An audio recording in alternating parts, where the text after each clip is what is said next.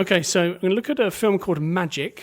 This is from 1978, directed by Richard Attenborough, starring Anthony Hopkins, Anne Margaret, and Burgess Meredith.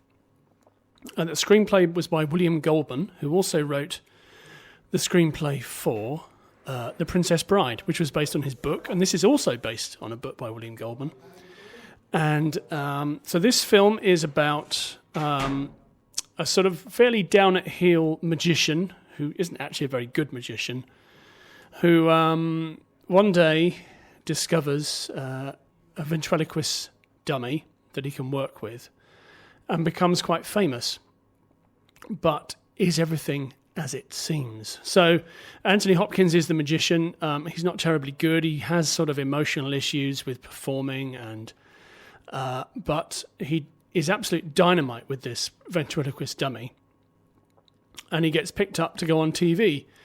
But as part of that deal, they want to give him a medical and sort of make sure that he's fit to go on television. And he absolutely refuses to do that for some reason or another, and goes on the run.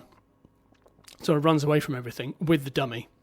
And the dummy's quite foul-mouthed. It's sort of similar to Nina Conti's Monkey, which I'll talk about in a minute, because I went to see Nina Conti with my wife this week. There's a sort of dotted line to that. And there's a sort of blurred line between Fats, who is the who's the Anthony Hopkins character, and Corky, who is the oh, hang on, is that right? No, sorry, Corky is the blurred line is there. So Corky is the magician, Charles Corky Withers, and Fats is the name of the dummy.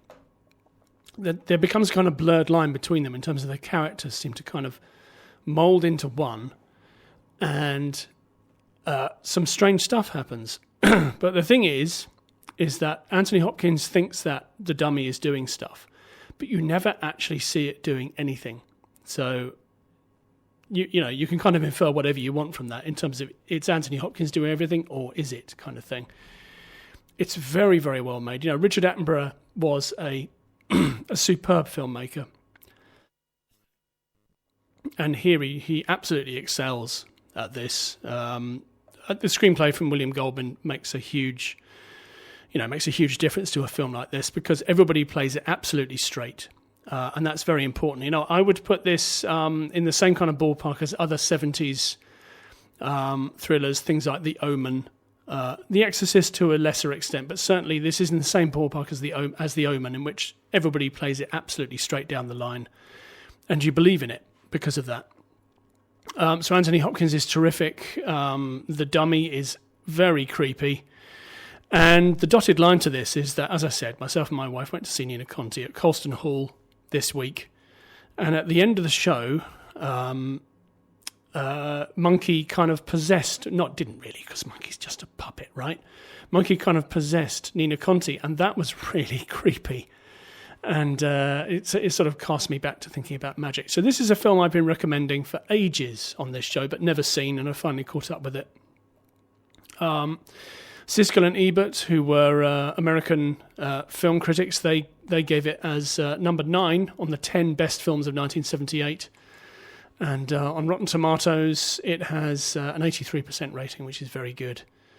And it's rated 15. Now, interestingly, the trailer for the film was pulled from television, maybe in the United States, because parents claimed it gave their children nightmares. And I can imagine that would be the case, actually. It's less than 30 seconds long. I wonder if you can find it anywhere online. Yes, maybe. So, yes, I recommend that highly. My wife just said spoiler, but I'm not sure which bit she was talking about.